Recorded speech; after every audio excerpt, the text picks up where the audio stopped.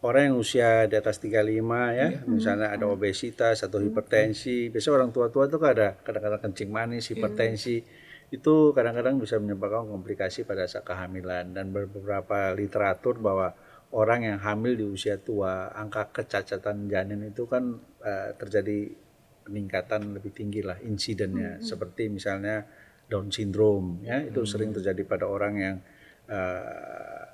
hamil ya, pada saat usia tua, hipertensi, obesitas. Nah, itu insidennya, frekuensinya makin meningkat. Nah.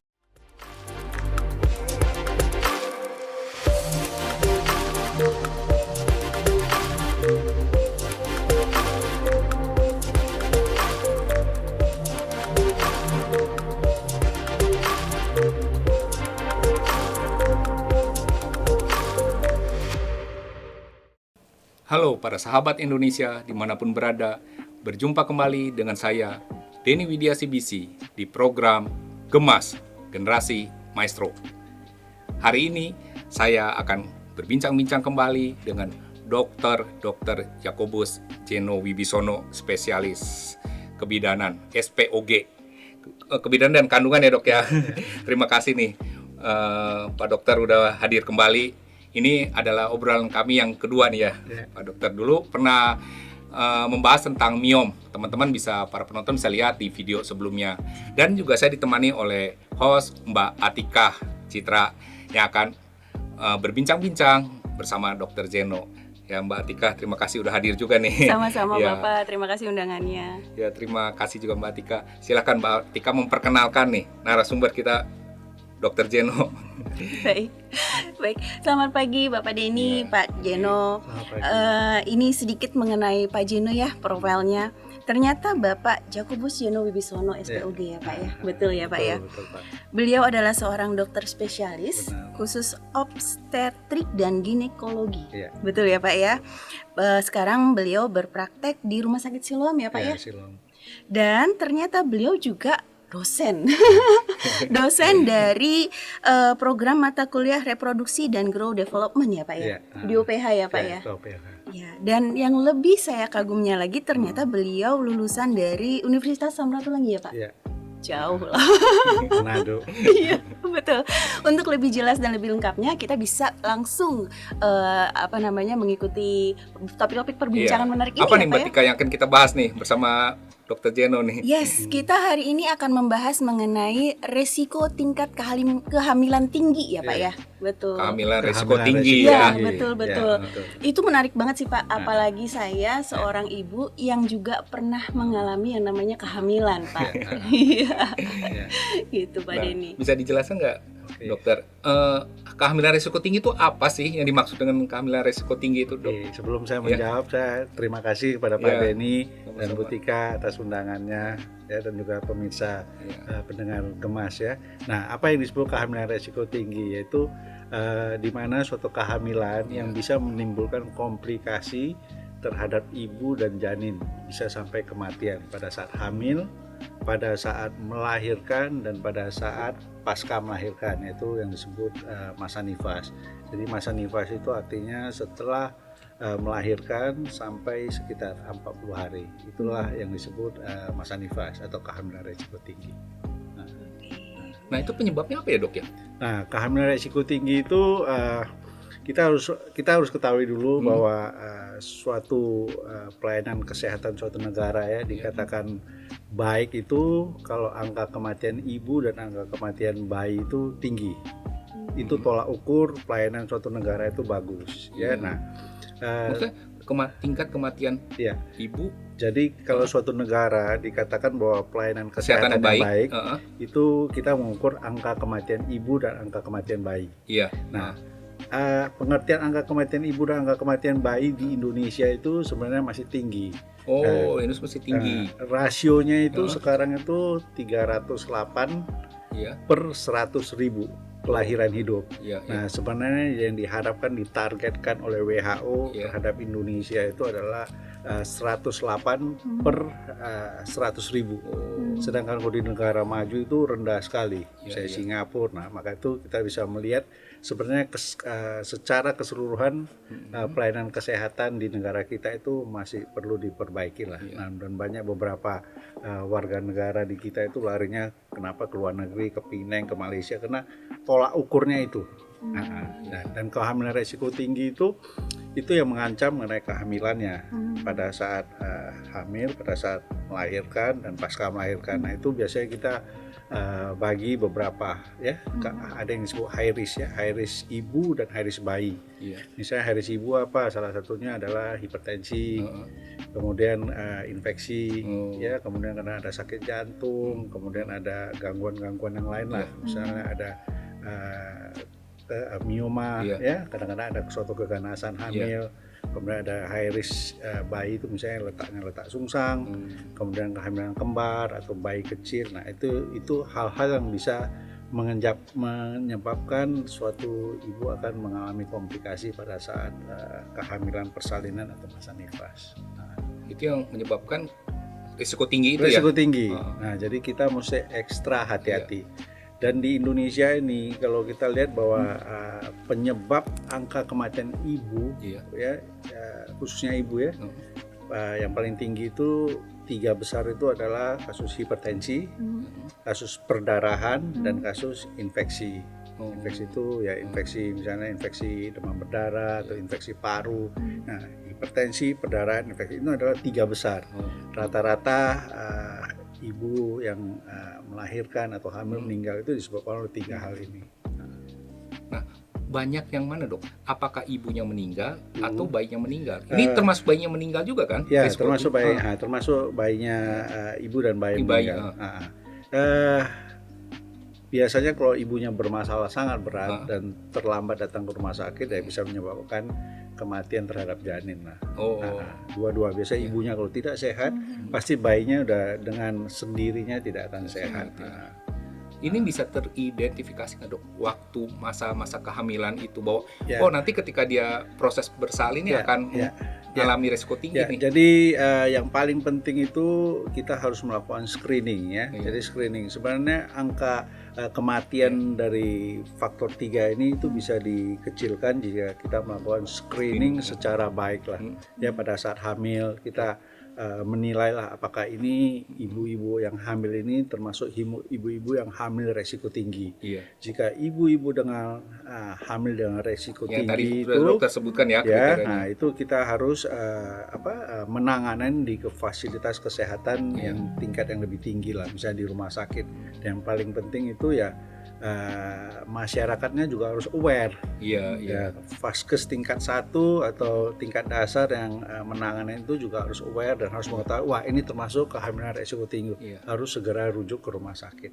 Dan kalau kita lihat data-data ya bahwa kematian ibu itu paling tinggi itu bukan di tingkat bawah waktu melahirkan atau tapi di rumah sakit. Kenapa? Karena biasanya sudah rujuk dalam keadaan sudah terlambat. Jadi mereka udah parah di bawah baru dia rujuk ya. Udah nggak tertolong jadinya. Dan tertolong juga di rumah sakit. Nah, itu yang paling banyak kalau kita lihat datanya. Nah, ini yang menarik nih, Pak. Karena tadi Bapak sempat singgung juga, walaupun sebelumnya saya juga benar nih berarti gitu kan. Pengetahuan atau awareness mengenai kehamilan itu sendiri gitu ya. Karena kalau yang saya lihat ya di kalangan umum ya terutama ya, itu memang sepertinya masih belum ada tuh. Gitu. Walaupun ada, tapi kadang si ibunya juga tidak peduli gitu ya kan. Seperti itu sih, Dok. Mungkin bisa kurang edukasi kali ya. Betul. Jadi menurut saya yang paling penting adalah edukasi dari tingkat dasar ya. Kita harus mengetahui tanda-tanda bahaya pada saat hamil itu apa, misalnya ada demam, ada pecah air, ada muntah-muntah yang berlebihan, ya, ada flek atau ada perdarahan atau ada sakit kepala, mata kabur atau nyeri ulu hati, ya kita mesti ekstra hati-hati, harus segera ke fasilitas kesehatan ya, sehingga penanganan itu lebih cepat. Karena kita tahu bahwa orang menjadi berat itu pasti ada prosesnya. Kadang-kadang kita tidak terlalu aware, kita tidak terlalu care lah ya termasuk terhadap diri sendiri ataupun terhadap orang lainnya, sehingga menimbulkan suatu keterlambatan. Intinya sebenarnya tidak aware dan tidak care dan akhirnya terlambat semua. Karena memang betul sih Pak, waktu pas dari kita pengalaman hamil, berarti kayak gimana nih seorang ibu? waktu kita belum hamil sampai dengan hamil tuh ya naiknya tuh bisa sampai 25 kilo ya, 20 sampai 25 kilo Pak. Jadi emang itu benar-benar makan juga tiba-tiba makin banyak gitu ya Pak ya. Nggak terkontrol ya jadinya. Betul banget gitu ya, kenaikan berat badan ya. Malah ada juga beberapa ibu-ibu ya yang malah tidak mau makan, malah sampai pingsan karena kurang cairan atau tidak mau makan gitu ya. Nah, waktu itu memang saya sempat dikasih tahu gini, waktu pertama kali saya hamil ya Pak ya, dokter saya menganjurkan, Tik, kalau misalnya kamu punya lubang di gigi sebelum lahiran, tolong ditambal semuanya gitu. Sampai seperti itu loh Pak, beliau menyarankan gitu, dan kebetulan saya waktu itu memang dokter banget ya, jadi saya ngikutin gitu. Ya alhamdulillah sih, seperti itu ya Pak ya jadi. Ya jadi kalau kita lihat bahwa di negara maju ya atau yang sudah lebih baik ya, itu biasanya ada namanya premarital check up. Jadi artinya orang yang belum hamil itu kita melakukan screening terhadap kedua belah pasangannya. Ya jadi artinya kita mempersiapkan ibu secara baik lah semua. Jika sudah betul-betul memang layak untuk hamil, baru kita adviskan untuk hamil. Sedangkan di kita itu biasanya agak terlambat sedikit, biasanya setelah hamil baru datang check up. Nah, pada saat check up itu kadang-kadang kita mengetahui bahwa ibu ini sebenarnya masih belum terlalu sehat lah ya. Misalnya kebanyakan bahwa rakyat Indonesia itu ya anemia, anemia. Kurang darah, maka itu pemerintah itu sudah membuat satu kebijakan bahwa semua orang hamil itu udah dikasih tablet tambah darah aja sampai melahirkan. Karena dari screening itu dia melihat insiden bahwa sudah banyak orang anemia, mungkin karena gizi yang kurang ya, karena faktor ekonomi ya, atau pengolahan makanan tidak baik ya, kemudian jarak antara satu kehamilan dan kehamilan berikutnya itu kan dekat ya, dan kita ketahui bukan hanya dekat tapi jumlahnya banyak artinya kasus-kasus kehamilan risiko tinggi itu cukup tinggi lah, dan mesti betul-betul awareness lah. Dan kita lihat bahwa sekarang kalau kita screening dari pemerintah ya mengenai orang hamil itu ya, kita harus periksa darah, periksa HB ya, darah rutin, kemudian di tingkat dasar aja kita sudah melakukan pemeriksaan misalnya hepatitis, kemudian anti HIV ya, kemudian infeksi daerah kelamin misalnya sifilis ya, karena 3 penyakit ini sudah meningkat. Jadi pemerintah melakukan satu screening sehingga pada saat hamil, pada saat pasca melahirkan atau persalinan itu kita bisa menangani secara baik. Dok, tadi mengenai masalah ideal jarak kehamilan tuh dok ya. Sebenarnya yang ideal berapa lama sih dok? Antara anak pertama dan kemudian tuh anak kedua. Jarak antara anak pertama dan kedua idealnya 2 tahun Pak. 2 tahun. 2 tahun. Nah, sebenarnya kalau kita melihat jumlah anak ya, kalau era sekarang kita lihat bahwa kehidupan secara keseluruhan dunia ini kan makin berat. Tapi kalau saya dok, saya sistemnya kemarin itu udahlah sekalian capek. Gitu. Jadi cuma setahun setengah langsung jadi lagi. Jumlah penduduk dunia makin lama makin banyak. Ya, nah sebenarnya yang bagus itu dihitung rasio ya pada fase reproduksi itu nilainya 1,2 dan realnya di dunia ini sekarang pertumbuhan penduduknya 1,7. Nah kalau di Indonesia masih 2,2 Pak. 2,2 masih 3 jadi masih cukup banyak. Tapi dibandingkan kurang lebih 30 tahun yang lalu rasionya sudah turun dulu lebih banyak lagi 5,8. Sekarang sudah 2,45 lah. Dia mengharapkan bisa 2,1. Nah dok, kemudian bagaimana cara mengelola ya supaya bisa dicegah kehamilan risiko tinggi ini, dan ketika proses bersalin ibu dan anaknya bisa tetap sehat ya. Yang paling pertama itu adalah kita melakukan suatu screening ya. Screening dari awal. Nah kalau misalnya screening dari awal misalnya HB-nya rendah ya kita mengedukasi ibunya itu dengan memberi gizi yang baik ya, kemudian pola makan hidup yang sehat, kemudian kita memberikan vitamin. Nah, jika memang sudah diberikan itu dan HB yang tetap rendah, ya kemungkinan kita memberikan suatu transfusi darah. Ya, kemudian pada saat melahirkan itu kita ada pemasangan infus, persiapan darah, ya sehingga penanganan itu lebih baik. Kembali ke kehamilan risiko tinggi, dok.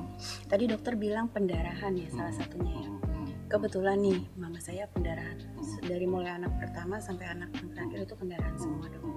Apakah itu akan menjadi genetikal gitu? Itu pertanyaan saya sih, dok. Ya, jadi untuk perdarahan semua orang melahirkan itu pasti mengalami suatu perdarahan. Ya, jadi kita yang paling penting itu kita harus membedakan apakah ini termasuk perdarahan yang normal atau perdarahan yang tidak normal. Nah, kalau perdarahan normal itu yang disebut lokia, yang memang harus terjadi pada semua wanita habis melahirkan, pasca melahirkan. Kalau perdarahan yang tidak normal itu yang disebut HPP atau yang disebut singkatannya hemorrhagic postpartum. Nah, definisi hemorrhagic postpartum itu pada kehamilan normal ya, jika perdarahan lebih daripada 500 cc. Kalau pada seksio cesaria ya kita dikatakan HPP itu kalau lebih dari 1 liter atau 1000 cc. Nah itu, mama bisa sampai berapa tabung ya kemarin? Itu pengaruh nggak nanti ke anak putra-putrinya? Alhamdulillah sih sekarang tidak sih, jangan sampai sih. Sebenarnya kalau perdarahannya itu tidak berpengaruh pada anaknya, tapi lebih kalau pasca melahirkan lebih berpengaruh terhadap ibunya. Ya kalau bisa terjadi anemia, ya kadang-kadang lemas, ya kalau atau jadi tidak genetikal ya nggak genetikal. Dan harus kita cari faktor dari penyebab perdarahan. Nah itu yang paling penting, kenapa bisa berdarah dan kita tanganin sesuai dengan penyebabnya. Ya misalnya penyebabnya bisa disebabkan oleh 4T ya, yaitu tone, trauma, tisu, trombin ya. Tone itu kontraksinya jelek, kalau trauma mungkin ada robekan yang tidak terjahit ya, sehingga kadang-kadang robekannya cukup besar atau robekannya di dalam ya, sehingga kadang-kadang petugas kesehatan ini tingkat dasar tidak mengetahui ya, sehingga terjadi perdarahan atau memang ada sisa dari plasenta ya, atau memang ada kelainan dari pembukuan darah.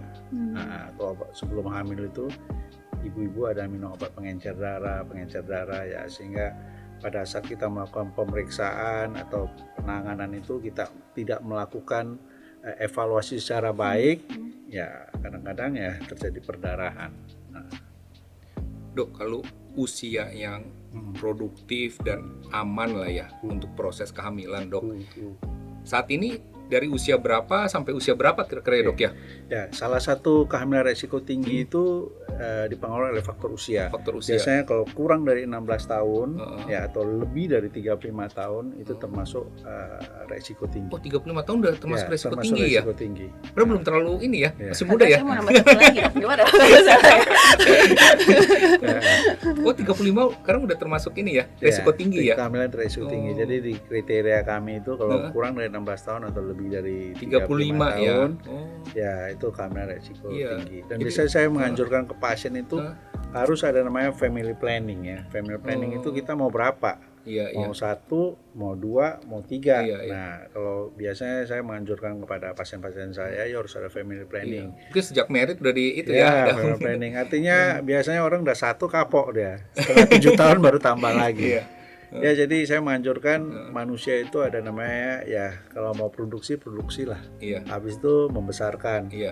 Habis itu nyokolakan, nikahkan, jaga cucu itu adalah suatu siklus ya kehidupan. Cuma kadang-kadang orang udah produksi tiba-tiba begitu tekanan terlalu besar dia kapok.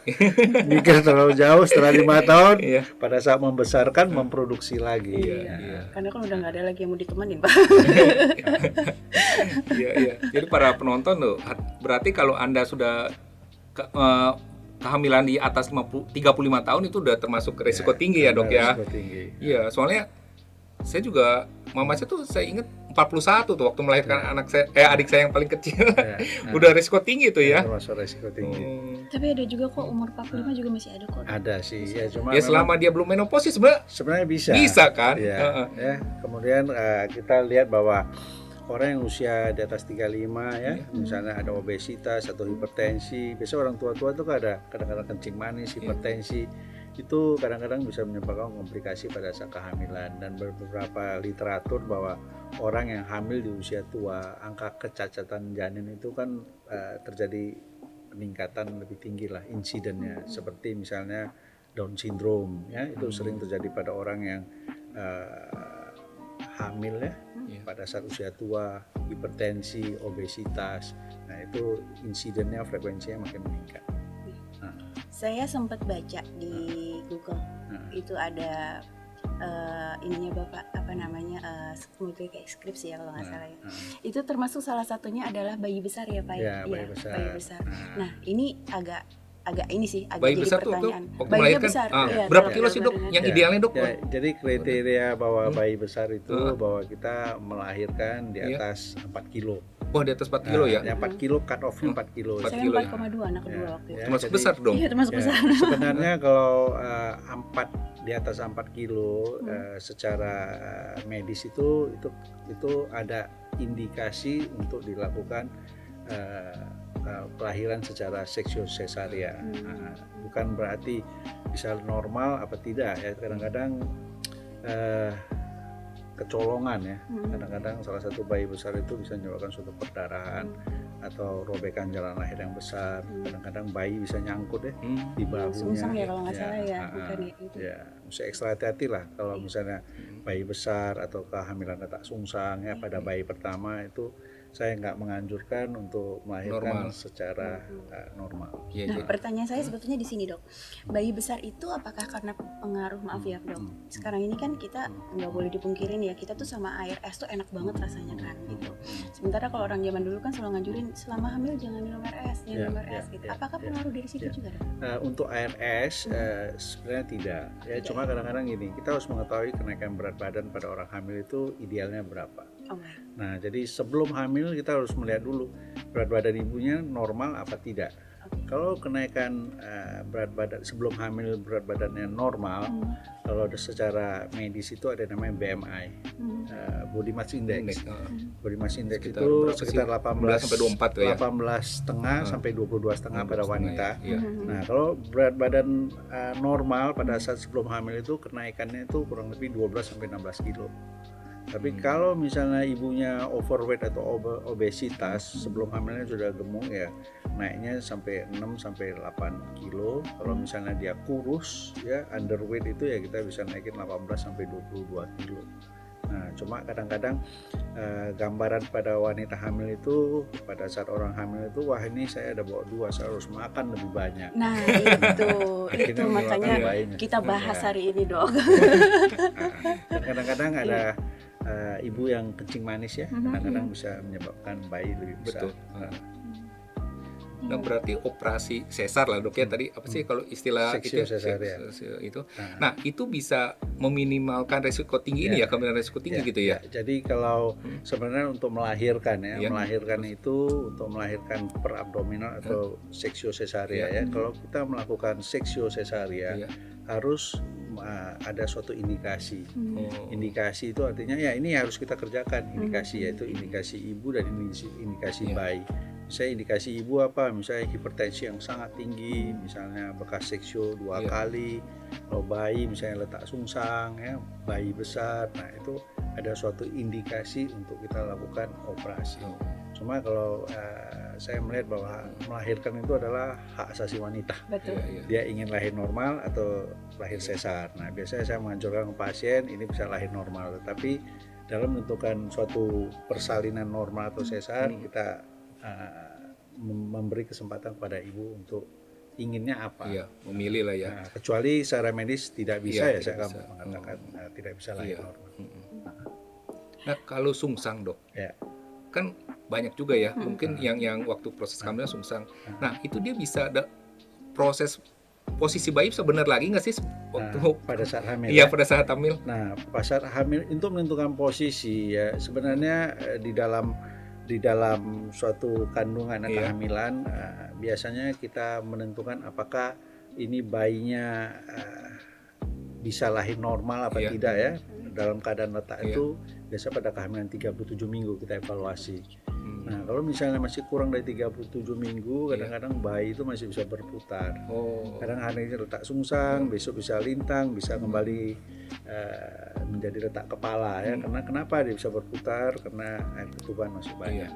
Biasanya pada penanganan letak sungsang pada saat kehamilan kita melakukan namanya knee chest position. Knee chest position itu seperti orang bersujud. Iya, betul. Ya, kita harapkan terjadi putaran terhadap bayi. Makanya dulu bener nih Pak, waktu pas dulu saya hamil disuruh ngepel mundur, terus kalau sholat sujudnya suruh lama-lamain gitu. Memang ya itu ya untuk betul.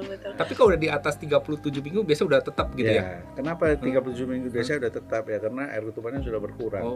Ya, jadi di dalam rahim itu ada namanya expired date-nya.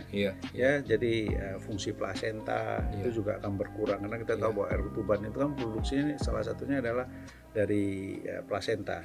Nah, kalau sudah bulannya kadang-kadang plasenta udah tidak berfungsi secara baik. Ya, kalau berfungsinya tidak secara baik, hormonnya turun baru bisa terjadi kontraksi. Kalau bisa terus kan mau sampai berapa kilo janin baik. Nah, Dok, ini kan di awam juga suka begini nih kan. Padahal itu usia sudah 6 bulan atau 7 bulan, tapi masih dibilang hamil muda gitu kan. Itu apa? Faktor apa yang bisa istilahnya kok itu dibilang masih hamil muda atau segala macam? Mual atau gitu Bu ya. Iya, betul. Nah, kalau biasanya kita ketahui bahwa pada hamil muda ya, itu kita harus tahu gejala-gejala orang hamil muda itu apa sih sebenarnya. Masih suka ngidam gitu ya? Ya, kadang-kadang ngidam, kadang-kadang buah dada terasa kencang ya. Kenapa? Karena fungsinya untuk mempersiapkan pada saat melahirkan untuk menyusui. Nah, biasanya kita menganjurkan kepada pasien itu ya mencari BH yang agak besar ya. Kemudian pada orang hamil muda itu 50% mual. Ada nggak obat menghilangkan mual? Jawabannya nggak ada. Yang ada hanya obat mengurangi mualnya saja. Ya, biasanya kita melakukan suatu edukasi, makan sedikit-sedikit tapi sering, kemudian jangan makan yang pedas-pedas, asam-asam ya, gitu. Makanan 4 sehat 5 sempurna. Nah, lalu Dok, itu kan bayi itu kan kadang ada yang lahirnya itu belum bulannya sudah lahir. Prematur ya. Gitu. Bagaimana cara kita melihat bahwa bayi itu siap untuk bisa hadir di dunia gitu ya? Kalau dari segi dokter sendiri gitu ya. Kayak gitu sih Pak. Jadi persalinan itu kalau di atas 37 sampai 42 minggu itu disebut kehamilan aterem ya. Aterem itu antara cukup bulan. Kalau kurang dari 37 minggu itu disebut kehamilan prematur. Nah, biasanya dalam menangani bayi prematur itu ya sebaiknya ya kalau bisa kita pertahankan, kita pertahankan. Kecuali dalam suatu kondisi tertentu bahwa memang bayinya itu lebih baik hidup di luar. Nah, tapi kalau misalnya hanya kontraksi biasa dan ibunya baik dan bayinya masih bagus dan pembukaannya belum ada ya, atau pembukaannya masih 1 cm ya, itu sebaiknya kita pertahankan ya, karena bagaimanapun lebih baik ya, karena bayi yang lahir prematur itu kadang-kadang komplikasinya ya kurang baik lah terhadap saraf ya, mata, semua ya, organ tubuhnya ya. Organ tubuhnya kan belum matang secara baik, paru-paru. Nah, Dok, ada nggak dampaknya terhadap bayi yang lahir karena kehamilan resiko tinggi ini, Dok? Ke depan setelah dia lahir ya? Ya, kalau kehamilan resiko tinggi itu bisa aja dampaknya. Misalnya ya pada ibu yang ada kehamilan resiko tinggi, misalnya hipertensi. Akan menyebabkan komplikasi terhadap bayi juga jika tidak tertangani secara baik. Misalnya kepada bayinya bagaimana? Bisa aja pertumbuhannya terhambat atau yang disebut IUGR, intrauterine growth retardation. Kalau IUGR kita tidak tanganin secara baik, akan terjadi namanya gawat janin. Kalau gawat janin tidak ditenganin juga akan terjadinya IUFB atau kematian dari janin. Nah, jadi ada komplikasinya terhadap bayi jika ibunya risiko tinggi. Jadi ketika ibu dan keluarga lah ya, mereka udah married dan mereka punya planning untuk hamil, punya anak, disitulah saat-saat mereka udah harus mempersiapkan diri lah ya Dok ya. Ya, jadi era sekarang ada namanya 1000 days, 1000 hari pertama. Ya, jadi itulah basic dari manusia itu agar kedepannya akan baik. 1000 hari pertama itu artinya mulai dari konsepsi sampai anak usia 2 tahun. Jika basicnya bagus, pertumbuhannya itu akan bagus sehingga daya saingnya itu akan baik. Nah, kita ketahui bahwa kalau 1000 hari pertama nggak baik itu akibatnya apa? Ya memang basicnya nggak baik, sehingga akibatnya apa? Misalnya pada anak-anak konsentrasinya berkurang, confidence-nya berkurang, ya, kemudian emosional, ya daya tangkapnya berkurang. Ya, itu artinya yang digaung-gaungkan sama pemerintah itu adalah 1000 hari pertama ini. Jadi kita harapkan dengan persiapan yang baik sampai usia 2 tahun pertama ini, sehingga kedepannya kita pompa itu akan lebih baik lah, sehingga untuk membangun negara ini kan itu generasi muda yang berkualitas. 1000 hari ini berarti ya kurang lebih 3 tahun lah ya. Jadi di proses kehamilan ya, dari hamil kurang lebih kan 9 bulan sampai anak itu 2 tahun. Itu berarti sesuai sama ASI ya, pemberian ASI. Ya, pemberian ASI 2 tahun diharapkan Pak pemerintah. Iya. Supaya pertumbuhannya baik ya. Iya. Kita bisa lihat bahwa kadang-kadang kalau 1000 hari yang pertama, kadang-kadang confidence-nya kurang, rasa percaya dirinya kurang, konsentrasi berkurang, daya tangkap berkurang, ya, gampang emosional, ya, itu diharapkan dari mereka research ya sampai sedemikian jauh, ya sampai itu mereka evaluasi. Nah dok, kan ini kehamilan terjadi pada seorang ibu atau istri ya. Nah selama ini ya dok ya, dari pengalaman dokter, peran suami nih, nah bagaimana dok? Kan perlu juga nih merasa suami ya udahlah, nggak kadang-kadang mungkin nggak peduli atau apa ya. Padahal peran suami penting juga mungkin ya dok ya. Saya rasa dalam berumah tangga itu memang suami dan istri itu memang tidak bisa dipisahkan dalam menentukan suatu planning atau visi ke depan. Menurut saya itu absolutely harus ditentukan atau didiskusikan bersama-sama ya. Nah, banyak hal-hal yang misalnya saya melihat tuh kadang-kadang orang hamil tidak ditemenin suaminya, periksa sendiri gitu ya. Kemudian kadang-kadang dia bingung lari sana lari sini, maka itu biasanya pada orang-orang hamil ya. Yang pertama kali datang ke saya itu saya selalu mengedukasi. Namun ini saya lihat kadang-kadang bingung, saya bilang. Yang paling pertama itu ada 4 hal yang absolutely harus Anda putuskan, mulai dari hamil. Yang pertama itu, kamu ingin melahirkan di rumah sakit mana? Nah, itu harus kamu tentukan, atau di fasilitas kesehatan mana. Kamu melihat ruangannya, kamu melihat pelayanannya, di mana kamu nyaman, ya kamu go ahead. Mana yang kamu tidak nyaman, segera mencari yang nyaman. Itu pertama. Yang kedua, kamu ingin melahirkan dengan petugas kesehatan siapa atau dokter siapa. Mana yang kamu nyaman, mana yang bisa memberikan kamu informasi baik, kamu go ahead. Ya, karena kalau kamu pindah-pindah dokter, akhirnya yang rugi sendiri. Kenapa? Kita tidak bisa memantau janin ini secara baik. Misalnya, yang kedua, kita mau menilai apakah ada suatu kelainan Down syndrome apa enggak. Ya, pada kehamilan muda itu biasanya kita menentukan pada kehamilan 11 sampai 14 minggu. Kita mengukur NT-nya, tengkuknya, apakah ada cairan yang berlebihan, kemudian tulang hidungnya, yaitu salah satu parameter. Misalnya kita ingin melihat organ pada kehamilan 4 bulan sampai 6 bulan yang terbaik. Kalau dia pindah-pindah ya kadang-kadang agak susah. Dan apa yang saya tidak bisa tentukan sekarang, saya akan mencari ke berikutnya. Karena posisi USG itu kan nggak bisa kita suruh dia ke kanan ke kiri. Itu yang kedua. Yang ketiga itu kita harus menentukan keinginan kita untuk melahirkan dengan cara apa. Tapi secara medis itu biasanya secara dokter atau petugas kesehatan menentukan pada kehamilan 37 minggu. Tapi keinginan sendiri itu ingin lahirnya secara apa. Dan yang keempat itu ya ingin melahirkan yang gak kalah penting dengan pembiayaan yang bagaimana. Apakah paket, apakah private, apakah asuransi ataukah BPJS ya. Jadi dipersiapkan secara baik sehingga pada saat ibu hamil dan pada saat melahirkan itu artinya besar. Itu yang paling penting. Karena mental pengaruh juga ya, kesiapan mental. Karena tanpa ada support sistem yang baik dari keluarga atau suami, ya kadang-kadang ibu bisa mengalami yang namanya baby blues syndrome, stres. Kayak idam itu ya. Dok, saya pernah dengar kan sekarang tuh ada proses melahirkan di air ya dok ya. Nah, menurut pendapat dokter gimana tuh dok? Ya, jadi di negara-negara yang sedang maju ya itu memang ada namanya waterbird delivery ya. Nah biasanya kita menggunakan air yang hangat lah ya ditaruh ya itu artinya dengan kita harapkan kita berendam itu terjadi relaksasi ya kemudian pembuluh darahnya itu kena air hangat vasodilatasi ya sehingga kontraksinya itu lebih cepat.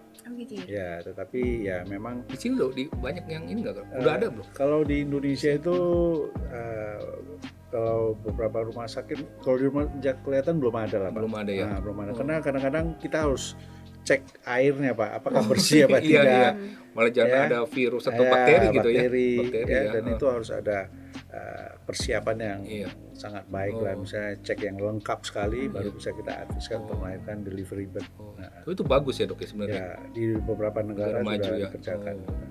Kembali ke artikel yang Bapak tulis yang saya baca, itu ada yang namanya hamil anggur. Ya, boleh dijelasin nggak Pak? Ya, jadi hamil anggur itu bahasa kedokteran adalah mola, ya mola hidatidosa. Ya, jadi kehamilan itu nggak semua hamil itu jadi lah, ya kurang lebih 20-30%. Salah satunya ya akan terjadi hamil anggur ya. Hamil anggur itu maksudnya artinya sih dok, kayak buah anggur. Dia kayak buah anggur. Dia kayak buah anggur tapi janinnya nggak ada.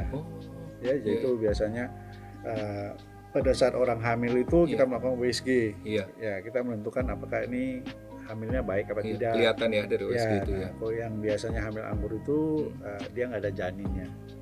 Dia tidak ada janin, nah biasanya itu harus dievakuasi, artinya kita lakukan terminasi, karena itu nggak akan mungkin untuk tumbuh.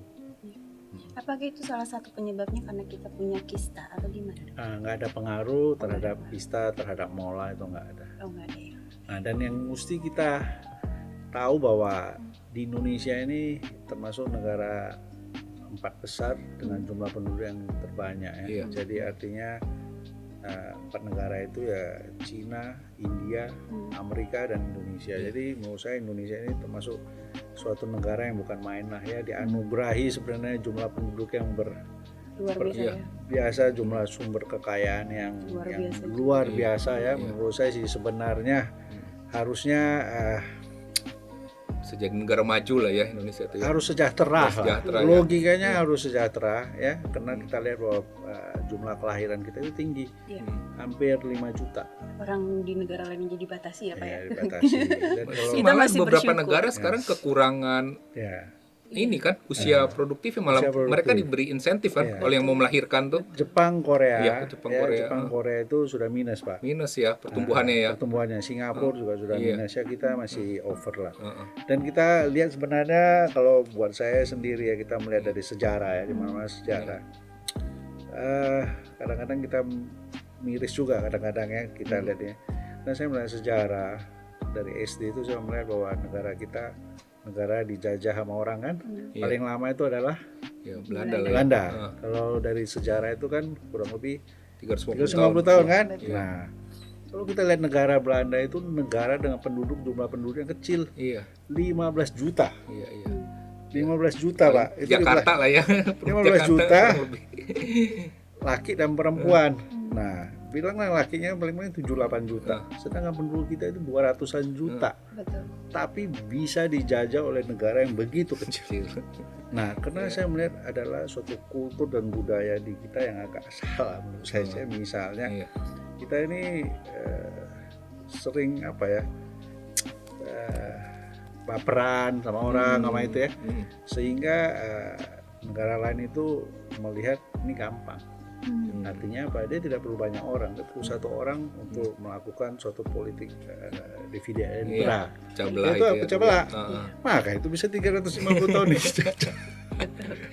Seharusnya kita harus lebih baik lah sekarang ya. Nah, itu menurut saya sih dividen belah. Nggak perlu banyak orang. Logikanya kalau disuruh bertempur itu 200 juta dengan apalagi yang datang ke sini kan nggak semua. Ya kan, tetapi dia bisa menguasai sampai 350 tahun itu artinya kan gampangnya dia menggunakan satu orang untuk mengadu kiri karena terjadi politik divide impera kan, dan itu akan terjadi. Dan basicnya dari pengetahuan lagi kan, wawasan pengetahuan lagi ya kan. Pentingnya edukasi ya. Betul. Oleh karena itu kan kita hari ini ya Pak Denny ya kita bahas mengenai resiko kehamilan tinggi adalah untuk memberitahu kepada teman-teman semua apa itu mengenai resiko kehamilan tinggi gitu ya Pak ya. Mungkin dari sini nanti kita bisa kupas lagi beberapa hal, banyak hal seperti itu.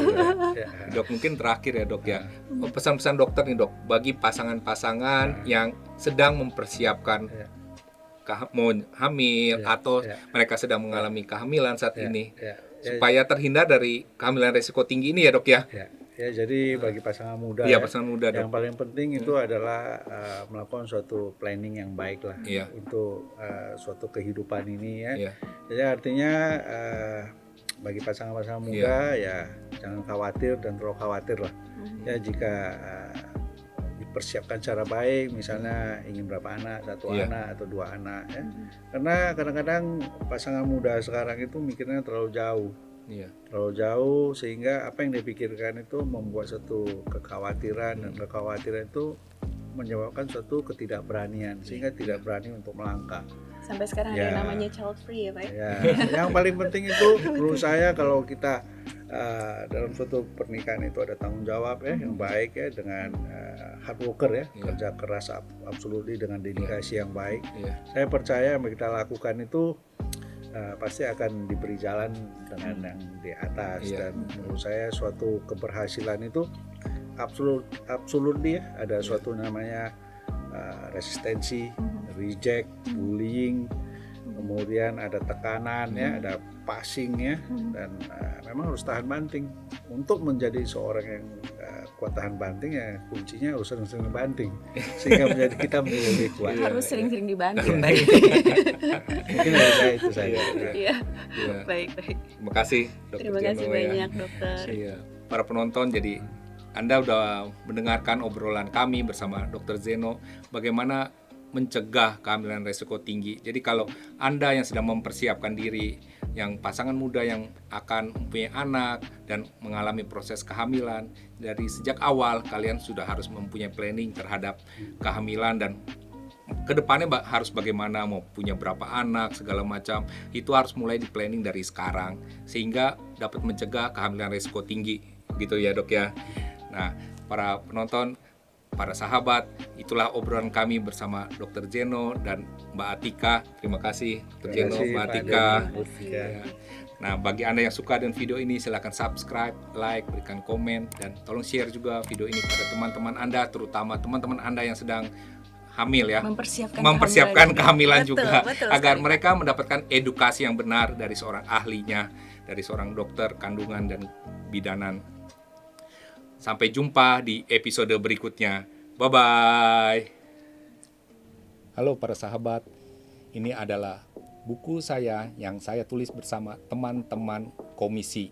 Komisi itu apa? Komisi adalah Asosiasi Profesi Komunitas Profesi Sales Indonesia. Buku ini berjudul Berani Jualan. Buku ini salah satu penulisnya adalah saya dan Mbak Atika juga yang jadi host, dan buku ini akan saya persembahkan pada narasumber saya pada hari ini, Dr. Zeno. Dok, ini buku kami dok, tentang ini nih, berani jualan dok. Terima kasih. Ya, semoga dokter berkenan membaca dok, ini juga penting lah ya buat ini pengetahuan juga dok. Terima kasih dok udah menjadi narasumber di program Gemas. Terima kasih Pak. Terima kasih.